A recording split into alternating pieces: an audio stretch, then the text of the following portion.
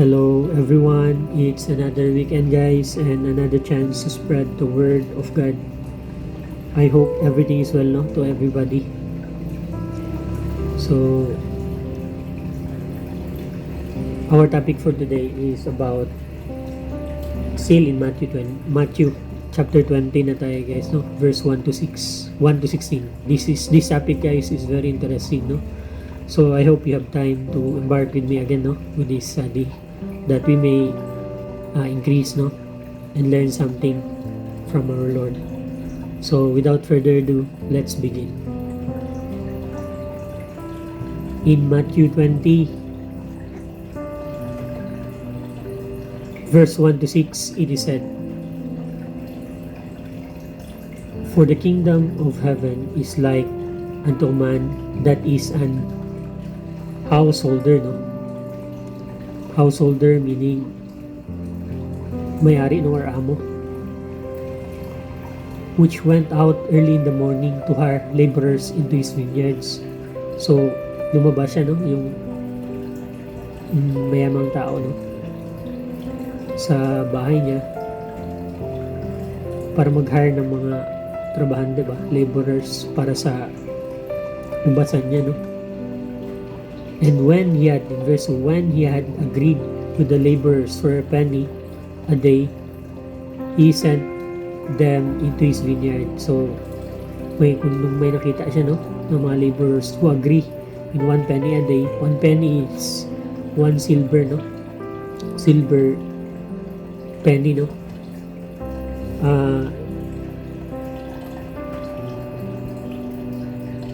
Kuhan siya,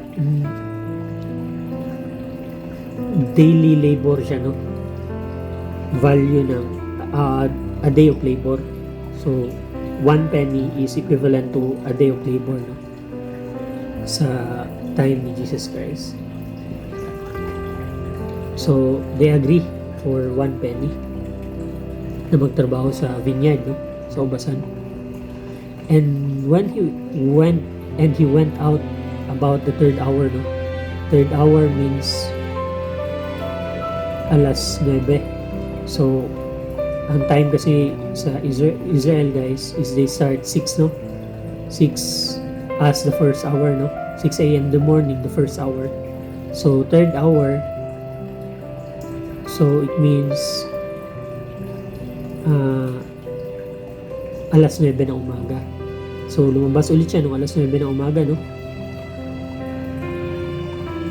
And so others standing idle in the marketplace. So may nakita siyang mga nakatayo lang, no? Idle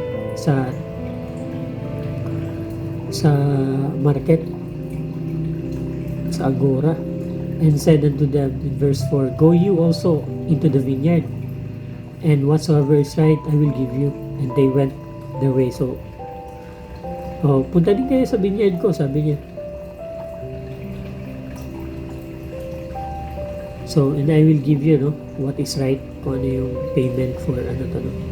And again, in verse 5, "He went out about 6 hour and the 9th hour, no, and he did likewise." So, lumabas ulit siya ng mga around 12 p.m. at saka 3 p.m. para maghanap ng laborers, no. May nakita na naman siya, and then do it again, no. Pinapunta niya sa vineyard niya. And about the 11th hour, he went out and found others standing idle, and said unto them, "Why stand you here all the day idle?" They say unto him, "Because no man had hired us." He said unto them, "Go ye also into the vineyard, and whatsoever is right, that shall ye receive." 11th hour guys means mga alas 5 na ng hapon, no? May nakita pa rin siya, tapos sabi niya na, "Ba't nakatunganga lang kayo dito?" Kasi sabi ng mga tao, kasi walang nag-hire sa amin. Punta kayo sa vineyard ko, sabi niya. And in verse 9, "And when they came that were hired about the 11th hour, they received every man a penny. But when the first came, they supposed that they should have received more, no? And they likewise received every man a penny." So dumating yung mga late nga, dumating mga 5 na, no, pinapunta, nakatanggap ng 1 penny, no? Kasi salary, no? Payment.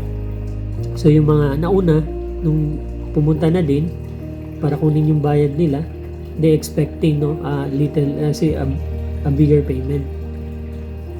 And when they, verse 11, when they had received it, they murmured. So nagbulungan sila against the good man. So yung may-ari ng may-ari ng vineyard, saying, these last have wrought but 1 hour, and thou hast made them equal unto us, which have borne the burden and heat of the day. So sabi nila dun sa may-ari, etong mga nahuling nagtrabaho ng 1 oras lang, and thou hast made them equal unto us, ginawa mo silang kapares namin, which have borne, na kami, naglabor kami, no, ng sobrang init in the middle of the day. Sabi nila dun sa may-ari, nangubasan. And then verse 13 ang sabi, but he answered one of them, no, and said, friend, I do thee no wrong. Did not thou agree with me for a penny? So sabi ng may-ari, mga kaibigan, no, hindi ko kayo ginawa ng masama. Hindi ba kayo nag-agree na 1 penny lang ang bayad ko sa inyo na magtatrabaho kayo dito? Take this, in verse 14, take that thine is, and go thy way. I will give unto this last even unto thee. So kunin nyo na to at umayo na kayo, no, and I will give also sa mga nahuli kagaya ng binigay ko sa inyo. In verse 15 it is said, is it not lawful for me to do what I will mine own? Is thine eye evil because I am good? No, sabi ng may-ari,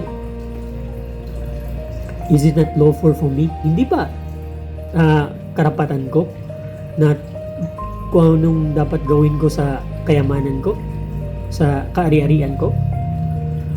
So, ang tingin nyo sa akin masama kasi mabuti ako. Sige, gumagawa ako ng mabuti. Sinabihan niya yung mga tao, no? Yung mga nauna. So, the last shall be the first, in verse 16, sabi niya. And the first, ang sabi ni Jesus Christ, I think si Jesus Christ na to dito sa 16, kuha na to sa story, break na to ng story, no? Till 15 lang. So, verse 16, ang sabi niya, so the last shall be the first, and the first last. For many be called, but few are chosen.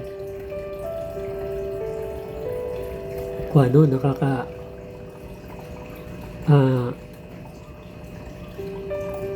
appalled yung nakakagulat yung teaching, no? Nagulat din ba kayo, guys? So, may explanation dito. Yan natin. So, God's grace and generosity are based on His goodness, not on human merit or effort. So, yung grace, yung grasya, no? At ang generosity ng Panginoon is based on His goodness, not according to our feelings, no? Or merit or effort. Grace is not earned. God gives salvation and blessing freely. So, hindi na-earn yung no? Nakakuha yung grasya, no? God gives salvation and blessing freely. They are gift, not wages. We earn by working longer or harder than others. Equality in God's eyes.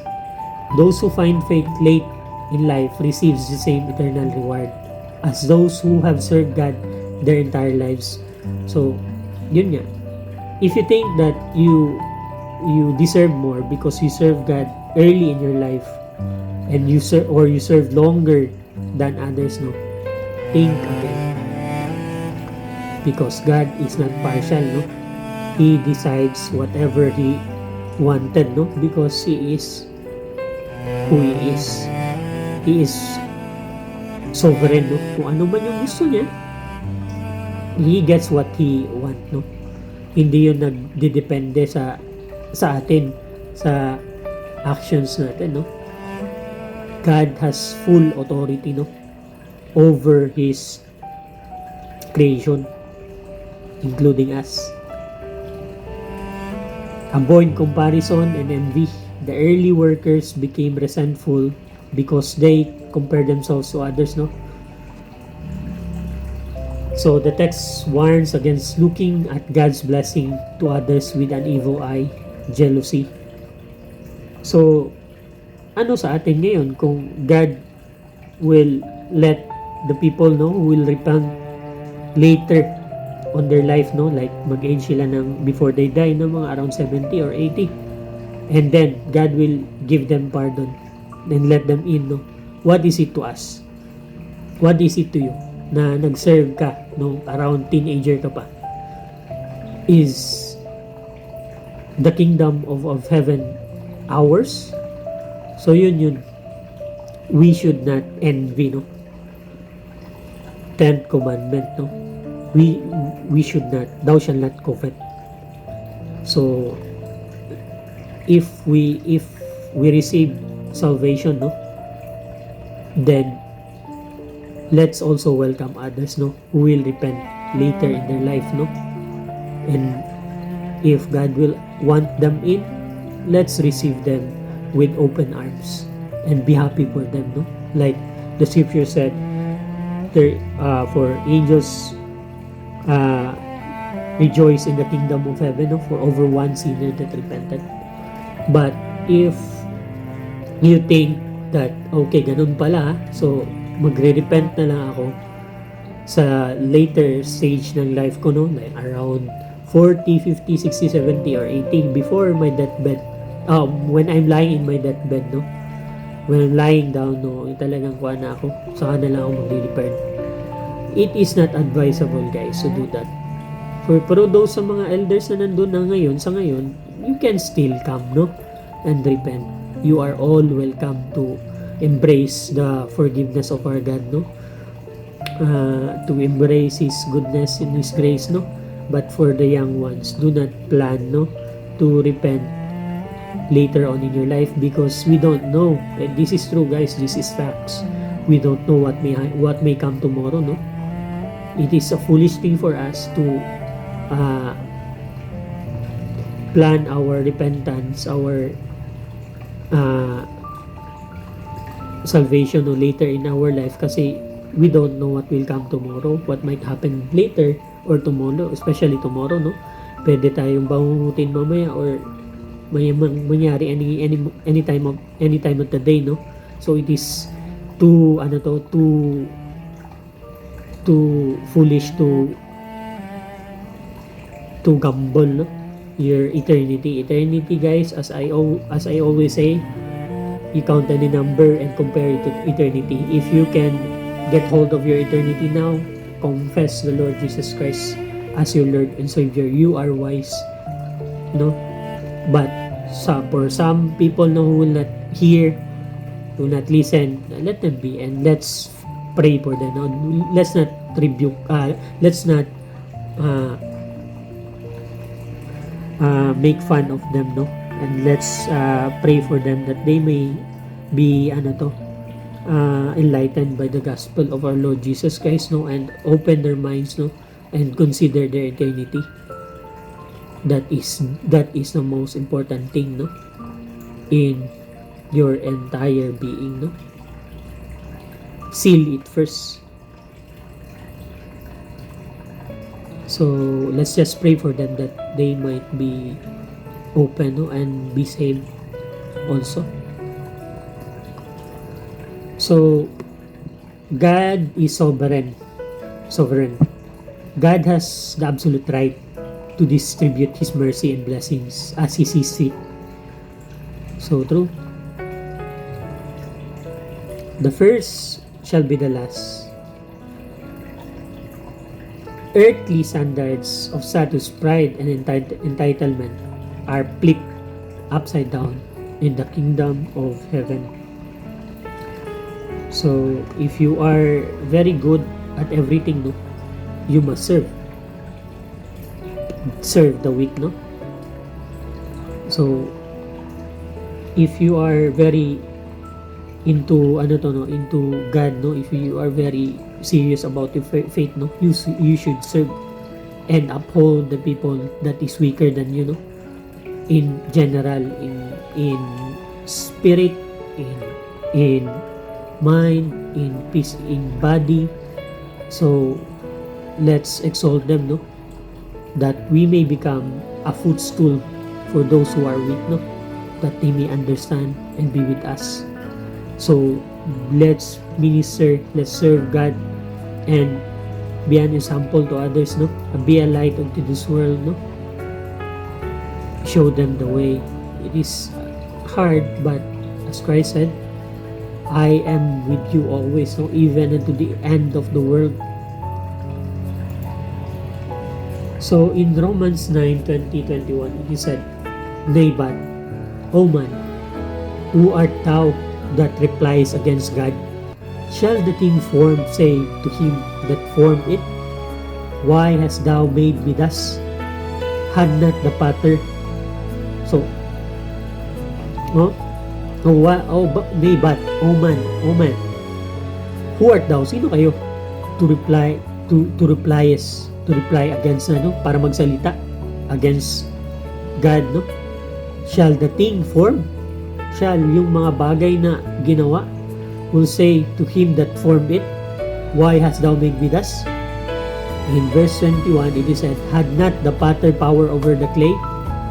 So we are the clay, and God is our potter, no? Of the same lump, to make one vessel unto honor and another unto honor. So can a clay answer to his maker? Bakit mo ko ginawang pot na walang handle? Bakit binakuling niya ng dalawang handle? Or bakit maliit ako o malaki ako, nagsasalita ba back to their potter yung pot? So di ba hindi? As we also, as created by God, no, it is not appropriate for us to replies against God. So highlighted ko siya dito, guys, dun sa mga yung mga naunang tinawag, no, yung sabi dito sa kwan, yung mga nag-murmured, no? So dito sa 11, Matthew 20:11. And when they had received it, they murmured against the good man, no, of the house. So nagkuhan sila, no? Parang disgusted sila ba, na parang nagreklamo sila ba. But he answered them, saying, This last, sabi nila dun sa amo nila, saying, This last have wrought but 1 hour. Itong mga huling dumating, nagtrabaho lang ng 1 oras. And thou, binigyan mo sila ng equal sa labor namin, which have borne, which is, we've been under the heat of the day, no? So they answer back. So the good man of the house dito, guys, yung mayamang tao dito is God. And your servant is yung mga minister, no? Yung mga nagsaserve sa kingdom of heaven, sharing the gospel, pastors, priests, and everybody na who is partaker of the kingdom, no? Yung early na nag-serve, sila yon, mga bata, mga nag-start nung mga bata pa sila. At yung mga huling dumating, yung mga huling nag-repent, huling nagsisi, no? Huling tinanggap ang Panginoon, no? When they are old, yun, or mas mababa yung labor ng ministry nila, no, compared dun sa mga talagang nag-serve na for like 30 years, 40 years, 50 years, almost entire life given to service, no. So yan yung metaphor dito, comparison in the story, no, that we should not covet, no. Hindi tayo dapat mainggit sa mga nag-labor lang ng konti, no, or sa mga tao na they will receive Christ in their old age, no. And let's not put it in our heart to be like unto them na, sige, pareho na lang pala ako sa kanila. It's not good, guys.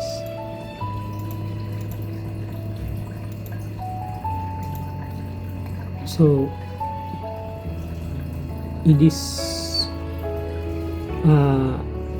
specific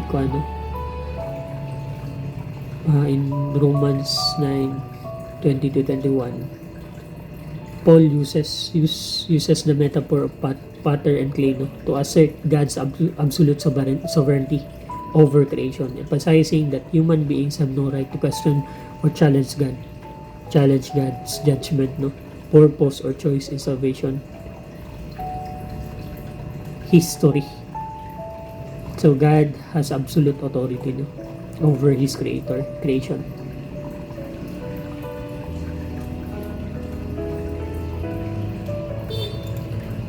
So in Ephesians 2:8-9, in Ephesians chapter 2:8-9, it is said, "For by grace are ye saved through faith, and not of yourselves. It is the gift of God." So, for by grace, sa grasya, you are saved. Na-save kayo, through faith. Dahil sa pananampalataya, pagsaling. And not of yourself. Hindi dahil sa sarili nyo, sarili nyong gawa. It is the gift of God. Gasa na siya sa Ginoo.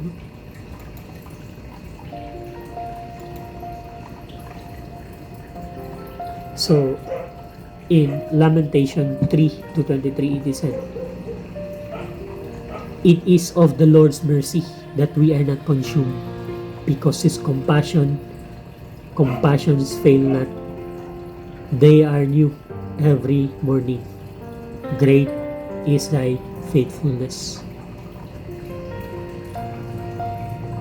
So, it is of the Lord's mercies that we are not consumed by our iniquities, by our sins, because of His compassions towards us. They are new every morning. So every morning, guys, is a new day, Ano yung kuan dun sa Kung Fu Panda? Yesterday is history. Tomorrow is a mystery. But today is a gift. That's why it's called present. So, every day, there's a gift. A present of a new beginning, There's a hope every day. A hope to change, your course. A hope to change your destination. Call on the name of our Lord Jesus Christ, and be saved. If thou shalt confess with your mouth the Lord Jesus Christ and believe in thine heart that He raised you from the dead, God raises Him from the dead, you will be saved. Confess Jesus Christ in your heart, guys. Tinuray. Totoong confession to. Sultik. Inuhag yung bidawat ang Ginoo. Uugid ba? Dili ka ng joke-joke din binuang bitaw. Ka ng hilaw na pagsangyaw. Hilaw na pag-ingon mo. Pagsulting mo. Lutua imong mga pulong bago ni mo istorya, kinasing ka lutua sa imong kasing-kasing ba, isultik. Kumot kayo na sa Ginoo, guys. Ang tinuuray nga pagginulsog, ang tinuuray nga pagdawat sa imong kaluwasan, paghinulsog sa imong mga sala. Kaya ang Ginoo very merciful, makaluluyon sa tanan. Our God is merciful and just at the same time,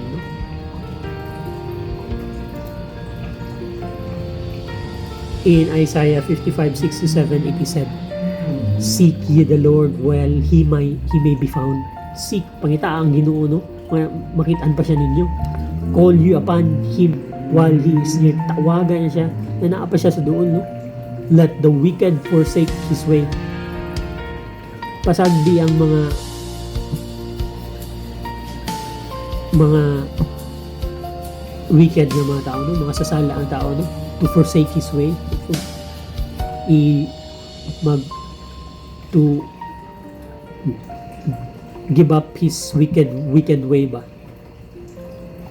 and the unrighteous man his thoughts, and let him return, no, let him return unto the Lord, and he will have mercy upon him, and to our God, for he will abundantly pardon. Kaya ang mercy, ang kaluoy sa Ginoo, no, is vast, because when you compare earth, this world into heaven, guys, this is just a glimpse, no, just a dot when you compare it to heaven. Heaven is so vast. So God is able, no, to forgive you, to forgive your sins. So do not be ashamed mo. Iyaw kaulaw, come for para po na sa imo, ha. Ataga na gani kag daluwasan pa, dili pa ka. Unsa ba gyud? Nabuang na ba ka? Di ka kakabalo unsay dapat himuon. So kabalo ka unsa ang answer ba sa imong sitwasyon karon? Unsa ang tambal sa imong kapait karon? Pero magduha-duha gyapon ka, indecisive to react, no, to decide. The medicine is right there, no. Tinuod yun na siya. Daghan niya itaw na bag-o sa ngalan sa Ginoo. So pag gusto nimo nga tuuhan, gusto niyo ka mong kuan, bali ang kalimutan, munaog ang sa may gusto nyo munaog para magtuo ka nga ang Ginoo tinuod, nga ang Ginoo makabag-o kung makatabang sa inyo. Pilia asa imong bulbok, asa ka gusto, langit ba o maimpyerno? Walay tunga, o may gingon ang wala may gingon ang Biblia nga na ay kuano pader nga dadto ka tunga ang uban tunan sa tunga na tunga, walay tunga, wala unto kalayo ug ang langit, no, mora. So choose.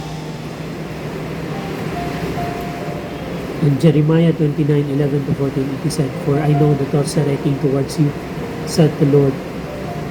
Kabalo ko, no, ang say thoughts na ako para sa imuha, no, said the Lord, the thoughts of peace and not of evil.